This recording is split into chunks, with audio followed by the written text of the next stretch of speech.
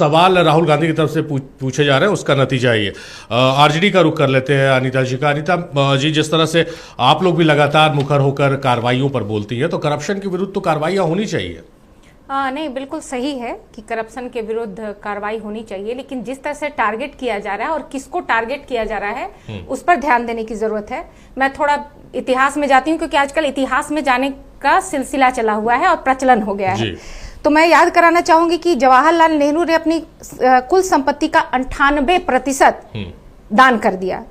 इंदिरा गांधी ने आनंद भवन दान किया, स्वराज भवन दान किया। 62 में भारत चीन युद्ध में उन्होंने व्यक्तिगत आभूषण दान कर दिया। नेहरू जी ने सिर्फ व्यक्तिगत भौतिक संपत्ति ही नहीं दान किया, बौद्धिक संपत्ति भी, जिसमें से 100 किताब का रॉयल्टी अभी आता है और वो रॉयल्टी जनहित में प्रयोग किया जाता है। अब रहा कि हम लोग विरोध करते हैं कार्रवाई का, तो हम आपको याद कराएंगे कि नटवर सिंह जी पर आरोप लगा था 2004-2005 पर। उन्हें इस्तीफा देना पड़ा था, पार्टी से निलंबित हुए थे। ए राजा पर 2007-2010 में घोटाला G2G घोटाला का लगा था, उन्होंने भी इस्तीफा दिया, गिरफ्तार हुए। दयानिधि मारन पे भी हुआ, इस्तीफा दिए। शशि थरूर, मतलब लंबी लिस्ट है कि जो उनके भी थे कांग्रेस के मंत्री या उनके गठबंधन के मंत्री, उनको इस्तीफा देना पड़ा, उन पे कार्रवाई हुई।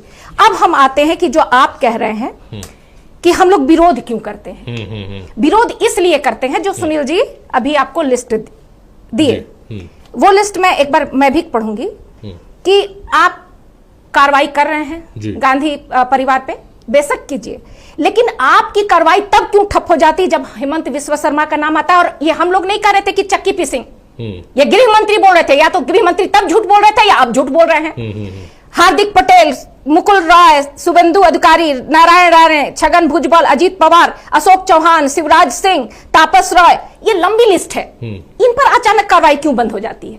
और एक सबसे बड़ा प्रश्न ये है कि ये हम आरोप नहीं लगा रहे हैं, ये आरोप है हरेन पांड्या के पिता का, ये आरोप है सुब्रमण्यम स्वामी का, ये आरोप है ट्रंप का, ये इन्हीं के अभी मंत्री हैं जो दिल्ली में कपिल मिश्रा का, उनके आरोप पर भी जांच होनी चाहिए। ये बहुत कोई राह चलता लोग कोई ऐसे नहीं लगा दिया, ना कोई विपक्ष के नेता लगा रहे हैं, ये कौन लगा रहे हैं, इस पर भी ध्यान देने की जरूरत है। तो चुनावी बॉन्ड पर क्यों नहीं जांच हुई। ट्रंप ने जब कहा कि $21 मिलियन लिया गया है रिश्वत, उस पर जांच क्यों नहीं हुई। अमेरिका ने धोखाधड़ी रिश्वत का आरोप लगाया अडानी पर, उस पर जांच क्यों नहीं हुई। नोटबंदी इतना बड़ा घोटाला हुआ, उस पर जांच क्यों नहीं हुई। कोरोना का टीका जो अब हर डॉक्टर कह रहा है कि जिसके चलते अब जवान लड़कों की मौत हो रही है, उस पर जांच क्यों नहीं बैठाया गया। अयोध्या की जमीन जो अभी कह रहे थे मरांडी जी, जमीन और जायदाद की बात करते, देश की बात करते हैं ये लोग, राष्ट्रवाद की बात करते हैं। अयोध्या में सेना की जमीन अडानी को दे दी गई, इस पर भी जांच होनी चाहिए। महाराष्ट्र में अंबानी को जो जमीन दी गई 42 लाख एकड़ के हिसाब से, करोड़ों का वो जमीन था जो 22 लाख मात्र में दे दिया गया, जांच उस पर भी होनी चाहिए। तो ये हम लोगों का आरोप नहीं है, बस दिक्कत ये है कि ये एक तरफा हो रहा है। और जब कभी चुनाव आता है तो क्योंकि पता है इन्हें कि कुछ दिन के बाद ये सब शांत हो जाएगा, चुनाव बीत जाएगा, एक जनता में ये फैलाना कि हम भ्रष्टाचार, अरे आप भ्रष्टाचार का काम कर रहे हैं, जो लिप्त है उन पर कार्रवाई करने की बात हो रही, तो मोरावी ब्रिज जो गिरा उस पर कार्रवाई क्यों नहीं हुई। एयरपोर्ट इतना सारा गिर गया, उस पर कार्रवाई की, उसको क्यों नहीं भ्रष्टाचार माना जाता है। राम मंदिर जिस तरह से टूटा, सारी सड़कें टूट गई, उस पर कार्रवाई क्यों नहीं हुआ। संसद भवन टपकने लगा, उस पर कार्रवाई क्यों नहीं हुआ। बिहार में इतनी पुलें, रोज 2 से 3 पुलें गिरी, उस पर कार्रवाई क्यों नहीं हुआ। अटल सेतु, अटल टनल, उसको क्यों नहीं भ्रष्टाचार माना जाता।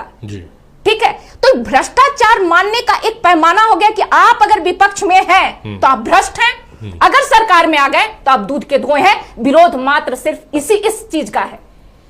चलिए, तो बहुत लंबी फेहरिस्त है, बहुत लंबी लिस्ट अनीता जी ने पेश किया। मृत्युंजय जी का रुख कर लेते हैं। मृत्युंजय जी, आप लोग लगातार भ्रष्टाचार कहते रहते हैं, भ्रष्टाचार को लेकर कार्रवाइयां भी होती रहती, एक आंकड़ा पेश कर रहे हैं, उसी पे जवाब आप कर लेंगे। पिछले 10 सालों में 193 मामले ईडी ने दर्ज किए हैं, जिसमें सिर्फ 2 मामलों में